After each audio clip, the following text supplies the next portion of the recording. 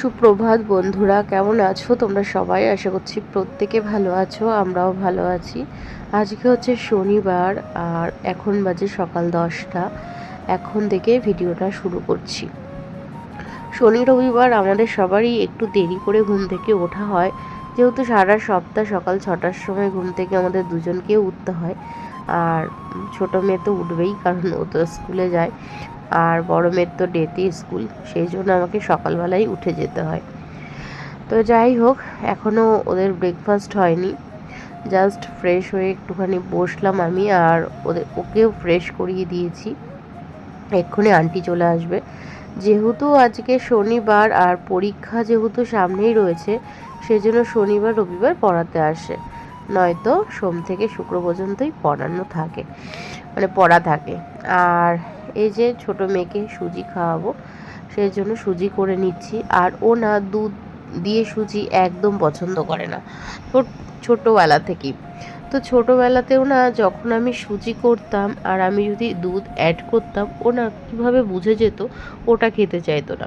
যদি আমি শুধু সুজি করতাম তাহলে কিন্তু খেয়ে নিত। আর সুজির মধ্যে কখনোই আমি চিনি দিতাম না, আর এখনও দিই না। সেই অভ্যেসটা রয়েছে যে ছোটোবেলায় যখন সুজি খাওয়াতাম তখন তো চিনি অ্যাড করতাম না, তো এখনও অ্যাড করি না। আর চিনি অ্যাড করা তো একদমই ভালো না, শরীরের জন্য তো একদমই ভালো না চিনি। তো এই দেখো, সুজি কিন্তু আমার রেডি। আর বড় মেয়ের জন্য করেছি এগ রোল, এটা আটা দিয়েই করেছি। আটা দিয়ে করার একটাই কারণ, ময়দা কিন্তু শরীরের জন্য ভালো না, তো আটা দিয়ে করেছি। আর রুটিটা একটুখানি কড়াভাবে ভেজে করেছি। আমাদের দোকানে একটু পাঠিয়েছিলাম এই যে ফুলের টবগুলো আনার জন্য। আমার কিছু মানি প্ল্যান্ট গাছ রয়েছে, তো ভাবলাম যে এই গাছগুলো আমি হচ্ছে মাটি দিয়ে লাগাবো আর জানালার মধ্যে রাখবো। আগে না প্রচুর ফুল গাছ ছিল, জানো তো, সেই ফুল গাছগুলো মরে গেছে।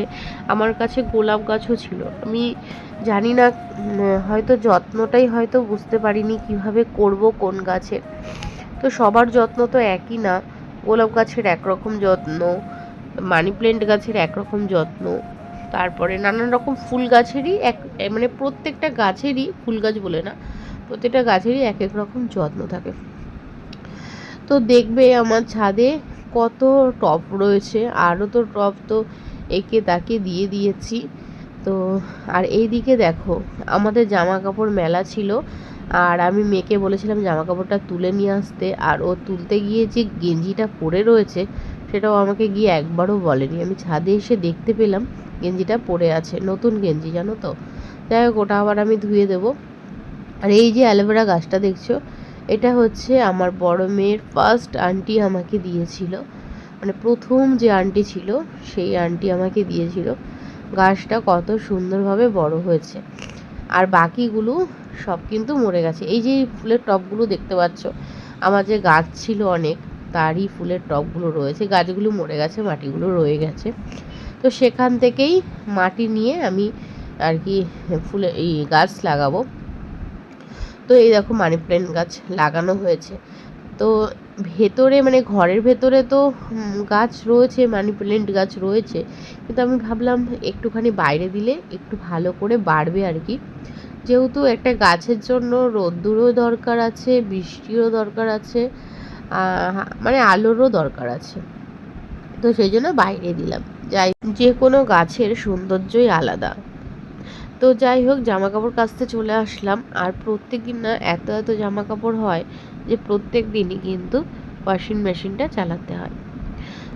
আর ওইদিকে দুপুরে রান্না নেই আজকে, তো বর বললো যে দুপুরে রান্না বান্না করতে হবে না, যেহেতু মেয়েদের এক্সাম রয়েছে, ওদের মানে আন্টিদের কাছে ছুটি হলেই তুমি মানে পড়াতে বসবে।